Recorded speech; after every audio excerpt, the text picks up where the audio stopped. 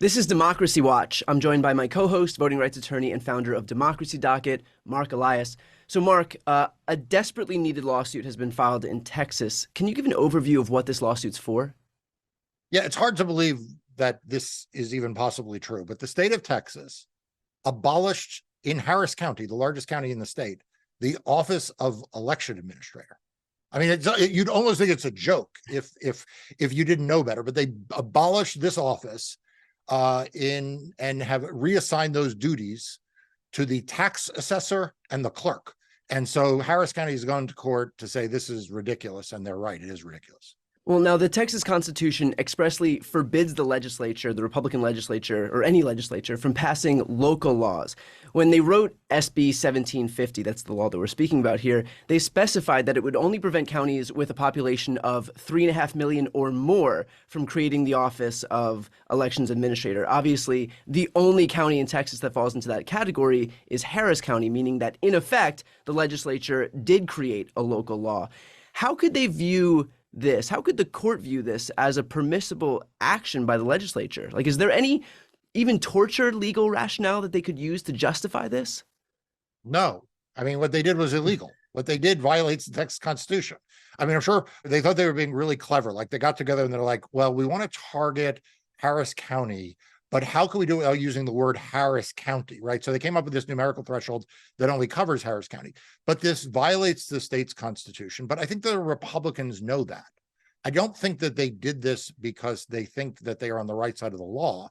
I think they did this because think they're on the right side of the state Supreme Court. So I think that they're banking on the courts more than they're banking on the law. But I mean, even within the court, how do you justify? How could even a Republican court justify something that is so overtly illegal or unconstitutional? I have no earthly idea. Okay. But then again, like, look, we are constantly surprised, aren't we, by what conservative judges and justices seem to come up with. So what I know is that Harris County's got a great case. They've got the strongest case here. I suspect they may do really well in the trial court. And, and look, the state Supreme Court's got to, as you say, look at the text and come up with a reason. And also Harris County is like the engine that drives the state. So they may have other reasons to rule in favor of Harris County. Well, now, what are Republicans looking to do by virtue of shifting responsibilities to the county clerk and the county tax assessor? Like, first of all, who are these people in Harris County, and how would their handling differ from how an election administrator would handle the election? Right. So this is what makes it so crazy. I mean, like, literally, you're taking the power to run elections from an election administrator and an office that focuses on election administration, and you're dividing it into two pieces. One, you're giving to the guy or woman who gives you marriage licenses. A very important person, by the way. But like, right. But like, now probably not qualified to run an election. Yeah.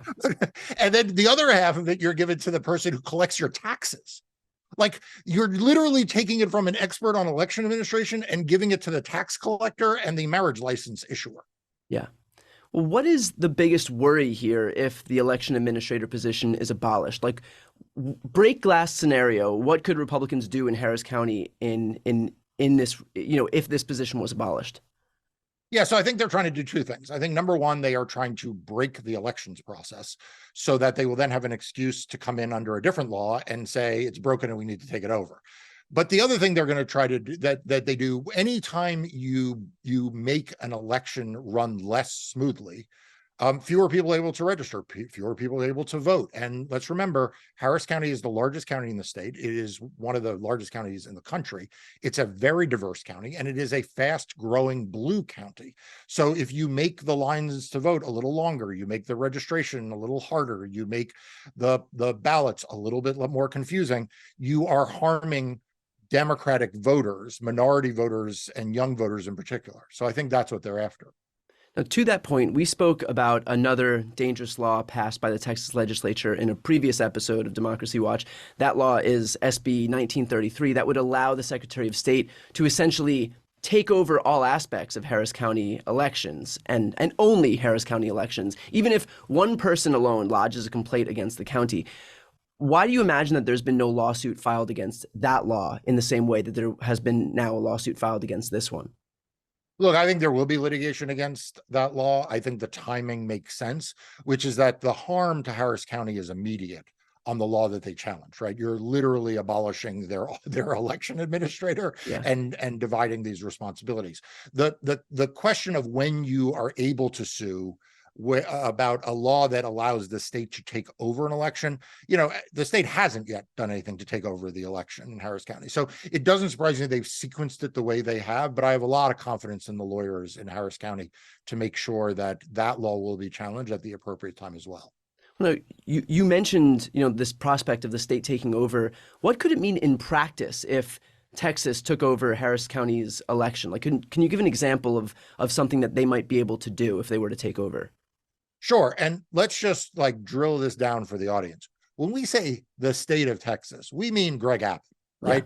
Yeah. It's not like some faceless set of bureaucrats are going to come in and take over. It is Greg Abbott's hand-appointed Secretary of State would take over. So what would a partisan Republican Secretary of State in Texas do if they were able to take over the election administration in the largest blue county in the state?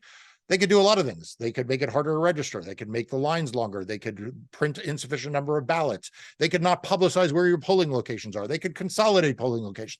There are all kinds of things that a partisan Republican who wants to harm voting in an urban Democratic stronghold could do. And that's what I'm worried about. And I'm sure that's what Harris County is worried about. Yeah. Let's finish off with this. For this litigation now that's been brought forward in Harris County, that's SB 1750, what is the timeline for any type of resolution here? Look, I think this case is going to move quickly and certainly in time for 2024. I suspect the trial judge, and there are some very good trial judges that this case could wind up before. So like I said, I'm not pessimistic, at least at the initial stage. I think the trial judge will probably set a pretty aggressive schedule to try to bring this to resolution so that, that there's a minimum disruption in service, because again, you don't want them abolishing this office and then having to put together a new office if it turns out that Texas is wrong. So people can follow this litigation on the Democracy Docket website if they click on the case page and go to state of Texas. Okay, well, with that said, thank you to you and your team for the work you do to protect voting rights across the country. For anybody watching, if you want to help Marc and his team and support the work they do, please sign up for Democracy Docket. It's a free news outlet focused on voting and elections. The link is right here on the screen, and I'll also put a link in the post description of this video. I'm Brian Teller Cohen. I'm Marc Elias. This is Democracy Watch.